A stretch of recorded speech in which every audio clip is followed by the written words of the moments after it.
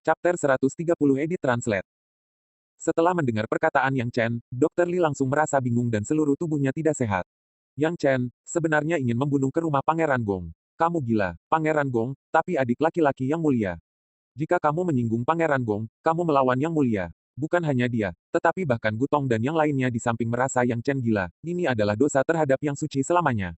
Xiao Chen, hentikan untukku. Yang San meminumnya, dan berkata dengan marah, aku memperingatkanmu, kamu tidak boleh menjadi gila, tinggallah di rumah Li dan kamu tidak diizinkan pergi kemanapun. Dr. Li juga dengan tergesa-gesa mengepalkan tinjunya dan berkata, Dokter Jenius tidak diperbolehkan, Pangeran Gong ini adalah saudara dari Yang Mulia hari ini.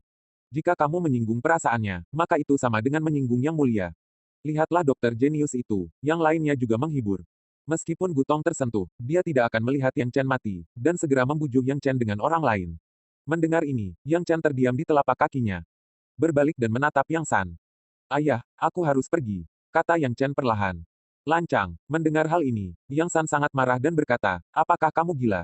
Berani memprovokasi Pangeran Gong, tahukah kamu siapa dia? Menyinggung dia, belum lagi kamu, ini aku dan bibimu kamu akan kehilangan kepalamu. Hal-hal lain mungkin dilakukan, tetapi ini bukan satu-satunya. Yang Chen menghela nafas. Perlahan berkata, ayah, hari ini tidak peduli apapun, aku harus mencari keadilan untuk Buddha. Jangan katakan ini adalah rumah Pangeran Gong, bahkan jika Yang Mulia memindahkan saudaraku hari ini, aku akan membunuhnya juga. Saat Yang Chen berbicara, aura tiba-tiba mengalir keluar dari tubuhnya. Momentum ini membuatnya seperti raja, seperti kaisar yang bertanggung jawab atas semua makhluk hidup. Semua orang terkejut, sebenarnya ada sedikit keinginan untuk berlutut. Momentum apa ini? Dr. Li membuka mulutnya, dan dia menemukan bahwa tubuhnya gemetar tak terkendali, seolah-olah berlutut seiring waktu. Aku telah mengikuti Yang Mulia selama beberapa dekade. Aku pikir nafas Yang Mulia adalah roh raja. Tapi dibandingkan dengan orang ini, itu masih jauh lebih buruk, Nyonya Li berpikir dalam hati, dan dia diam di tempat untuk sementara waktu. Dr. Li. Pada saat ini, Yang Chen tiba-tiba berkata, Tuhan, ada apa dengan dokter jenius itu? Li Taiyi cepat-cepat berkata, bawakan satu kata untuk aku dan Yang Mulia. Apa itu?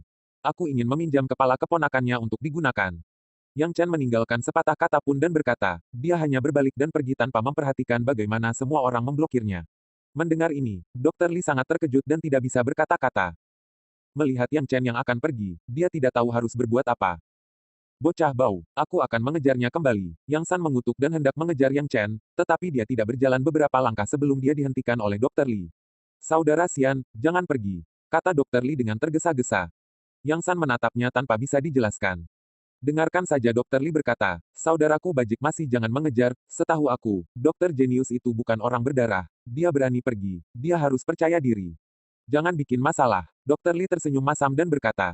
Mendengar ini, Yang San tercengang, dokter, abaikan saja dia.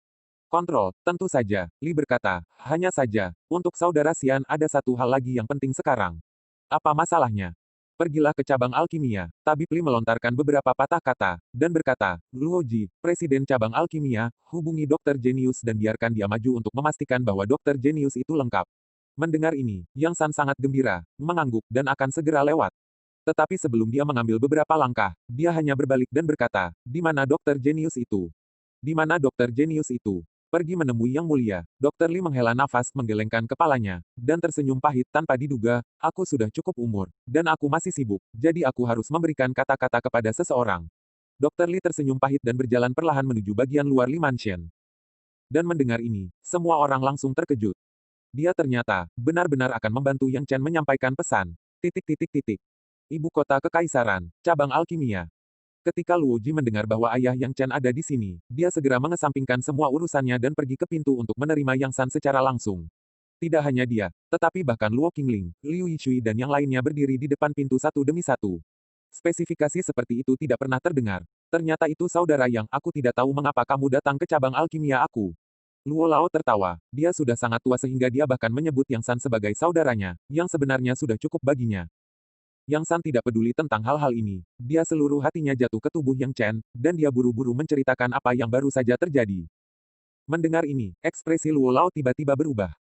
Tidak hanya dia, tetapi Luo Qingling dan yang lainnya juga mengubah ekspresi mereka, langsung jelek. Melihat pemandangan ini, jantung Yang San tiba-tiba berdebar kencang, dengan perasaan tidak enak. Orang-orang ini, bukankah mereka menganggap masalah ini sulit dan ingin mengelak? Ketika Yang San kesal, Luo Lao perlahan melontarkan dua kata. Sial.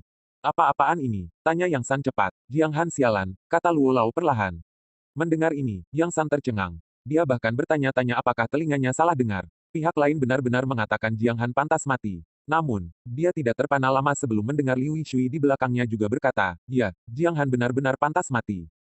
Siapa yang dia langgar? Dia menyinggung Tuan Yang. Wajah para alkemis tiba-tiba menunjukkan belas kasih. Namun, belas kasihan ini bukan untuk Yang Chen, tetapi untuk Jiang Han, Paman Yang. Pada saat ini, Luo Qingling mengambil satu langkah ke depan dan berkata, Paman Yang, yakinlah, tidak ada yang salah dengan Tuan Yang pergi ke rumah Pangeran Gong. Namun, jika istana Pangeran Gong berani melukai rambut Tuan Yang, cabang alkimia aku akan menggunakan kekuatan paripurna untuk mengalahkan istana Pangeran Gong. Begitu ucapan ini keluar, Yang San tercengang. Pada saat yang sama, asosiasi prajurit. Wu Sanhe sedang duduk dengan tenang di posisi itu, mendengarkan orang berikutnya yang melaporkan situasi Yang Chen.